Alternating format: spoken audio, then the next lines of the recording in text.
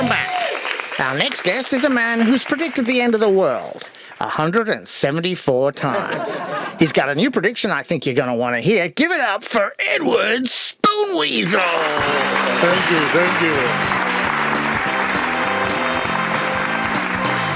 Eddie. Can I call you Eddie? No. Okay. David.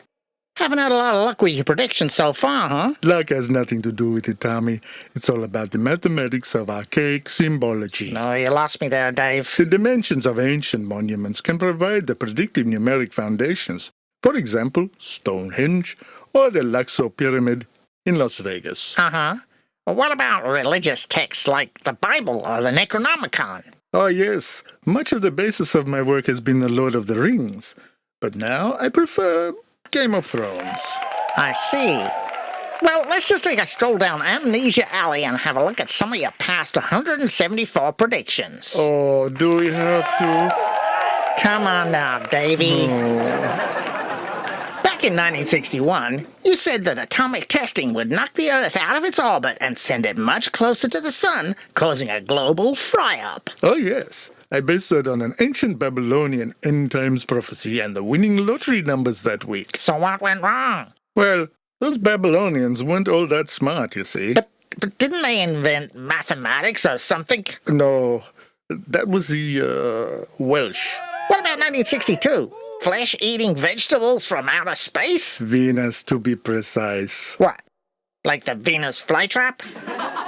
Like that, but a lot bigger. 1964. You claimed that a doomsday weapon had been developed by the Soviet Union and would destroy all life on Earth on exactly the 7th of August, 1962. Correct. I used the new supercomputer at IBM and entered the most important set of measurements at that time to arrive at the precise date. But your prediction was 2 years late. Whose measurements did you use? Marilyn Monroe's. I'm afraid I still had a 1962 calendar in my kitchen. Can you blame me? 1968. A change of pace for you. Zombies. Yes. Tell us about it. I warned all groups of young people staying in abandoned farmhouses. Marauding bands of the undead could pose a serious threat to them. That's pretty specific. Not really the end of the world so much as a bummer end to spring break. Any evidence that this actually happened? How many teenagers from 1968 do you know? Just my band. Then you went mysteriously quiet until the late 70s.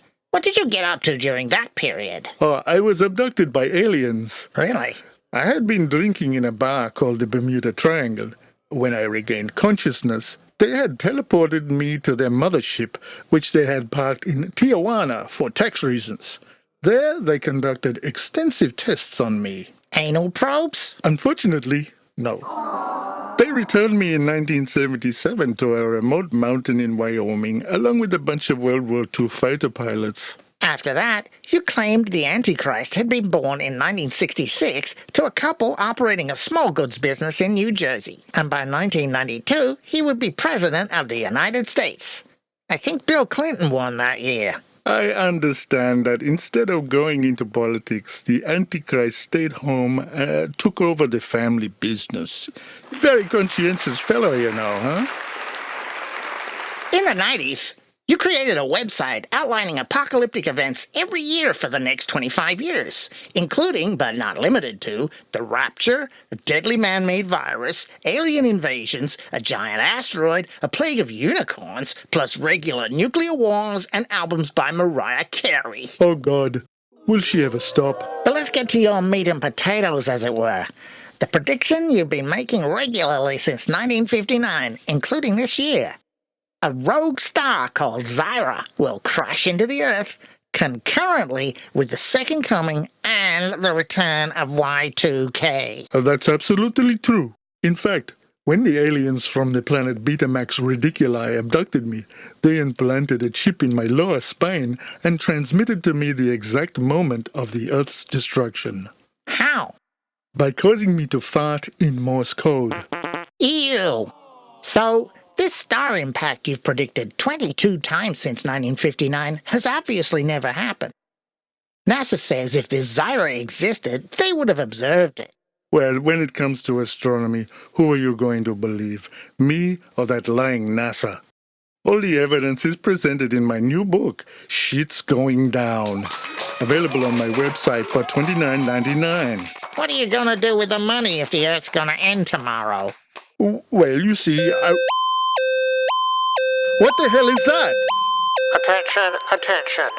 A giant comet bearing an uncanny resemblance to Robert De Niro has been sighted approaching the Earth. It will impact in approximately now. That is all. Ha! Wrong again. It's a comet, not a star anymore. I'm getting the fuck out of here! We'll be right back after this break.